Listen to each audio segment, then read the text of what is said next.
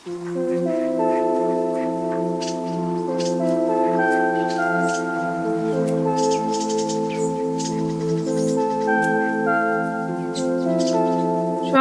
সকল কাজ সহজ করে করার জন্য আজ আমি কিছু টিপস আপনাদেরকে বলে দেব, বা এই টেকনিকে যদি আপনারা কাজ করেন তাহলে আপনাদের সংসারের কাজ করতে অতি সহজ হয়ে যাবে।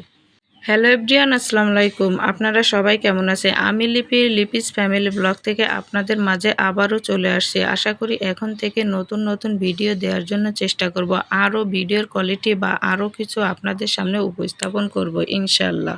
দেখেন, এখানে আমি ঘুম থেকে উঠে গেছি আর আমার 2 মেয়েও কিন্তু উঠে গেছে। ছোট মেয়েকে আমি দোলনার ভিতর শুয়ে দিয়েছি আর বড় মেয়েটা এখানে শুয়ে আছে। তারপর সর্বপ্রথম আমি এখানে সকল কাজ করে নেব। আমি কিন্তু সর্বপ্রথম চাটি বসিয়ে দিয়েছি। আপনারা কিন্তু খেয়াল করছেন, এটা একটা টিপস। সকালে উঠেই আগে চা বা নাস্তা রেডি করার জন্য দিয়ে দিবেন। তারপর এসে দেখবেন বাচ্চারা রয়েছে, ওদের একটু যেকোনোভাবে সামলিয়ে নেবেন। আমি যেমন দেখেন, একটাকে দোলনায় শুয়ে দিচ্ছি, একটাকে ওই রুম থেকে এনে এখানে রেখে দিচ্ছি। ও কিন্তু শুয়ে আছে খোলামেলা বাতাসে, কারণ এখানে একটু জানলার পাশে খোলামেলা থাকে এর জন্য। আর ওই রুমটায় অতটা খোলামেলা নাই, যার জন্য ভালো লাগে না। তারপর ওই রুমটা গুছিয়ে আমি দেখেন সাথে সাথে এই রুমে চলে আসছি, কারণ আমার ইচ্ছা রয়েছে যে আমি 12টার ভিতর সকল কাজ সেরে নেব।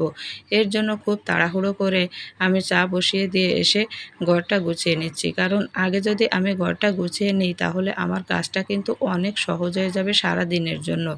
এর জন্য আপনারাও চেষ্টা করবেন সকালে উঠে এভাবে চা নাস্তা বসিয়ে দিয়ে সংসারের সকল কাজ সেরে নেওয়ার। আর বাচ্চাদেরকে যে কোনো একটি টিপস দিয়ে ওদের বসিয়ে রাখবেন। যেমন আমার বাচ্চাকে আমি একটা টিপস বলছি, কেমন যে আমি তোমাকে এমন একটি জিনিস দিব যার জন্য তুমি এখানে স্থির হয়ে থাকবা, তাহলে কিন্তু আমি তোমাকে দেব, না হলে কিন্তু আমি এটা তোমাকে দিব না। এই টিপসগুলো আপনারা ফলো করতে পারেন। তারপর আমি এখানে রুমটা ভালোভাবে ঝাড় দিয়ে নিচ্ছি। রুমটাও ঝাড় দিয়ে সব কিছু গুছিয়ে নিয়ে এখন আমি দেখেন আমার রুমটা কত সুন্দর করে গুছাইছি এই রুমটা। তারপর দেখেন এই যে ডাইনিং টেবিলটার কি অবস্থা ছিল, ডাইনিং টেবিলটাও আমার পুরোটা গোছানো রেডি। তারপর এইখানে আমি চা বসিয়েছি আর এখানে দেখেন এই রুমটা গুছিয়েছি। মেয়ে আবার এলোমেলো করা শুরু করে দিছে। আর বাচ্চারা থাকলে এটা তো করবেই, এটা স্বাভাবিক, মেনে নিতে হবে, কারণ ওদের খেলাধুলার বয়স এখন, ওরা এটা করবেই। এ নিয়ে আমি কিছুই বলি না। যা করে আমি আবার গোছা আবার থাকে। এখানে দেখেন কাপড় রেখে দিছি, কাপড়গুলোও আমি ধুয়ে নিব। তার আগে এখন মেয়েকে নিয়ে আমি সকালের নাস্তাটা সেরে নেব। এই যে একটা টিপস, কাপড়টা রেখে দিয়ে আমি এখন নাস্তাটা সেরে নেব। এর আগে দেখেন ওকে বিরাস করতে দিছি, তার আগে মাছগুলো ভিজিয়ে নিলাম ফ্রিজ থেকে, কারণ ফ্রিজ থেকে মাছটি ভিজিয়ে রেখে গেলে আমার পরে সুবিধা হবে রান্না করার জন্য। এটাও একটা টিপস, এটাও খেয়াল করে আপনাদের করা লাগবে। আর দেখেন এর মাঝে মেয়েকে ব্রাশ করতে দিয়ে আসছি।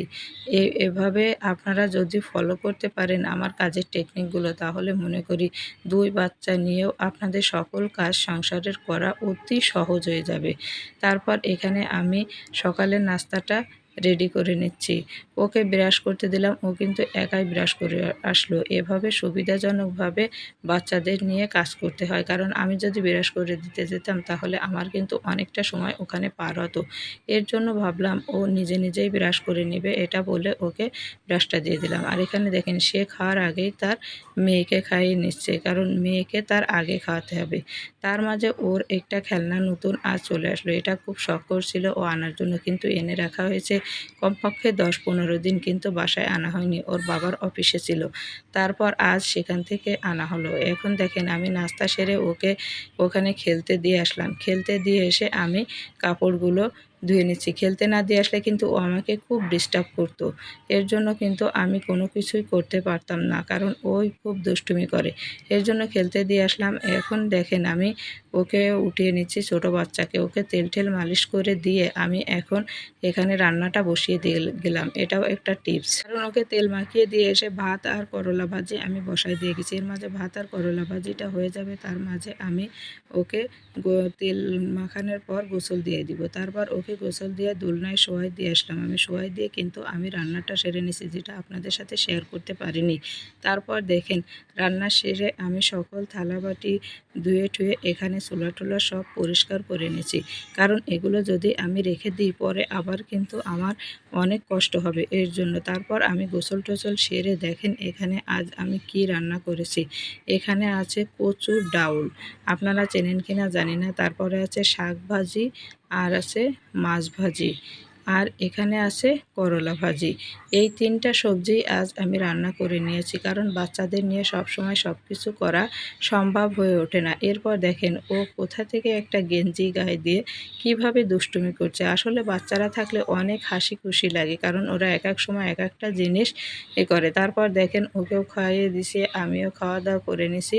নেওয়ার পর দেখেন আমি যে কাপড়গুলো ধুয়েছিলাম এর মাঝেও কিন্তু আমি এই কাপড়গুলো রান্নার মাঝে মেলে দিয়ে গেছি। এভাবে আপনারা এই টেকনিক ফলো করে কাজগুলো করবেন। তারপর ওকে খুশি করার জন্য ওর হাতেও একটু মেহেদি দিয়ে দিছি। আপনারা সবাই ভালো থাকবেন। Thanks for watching my video.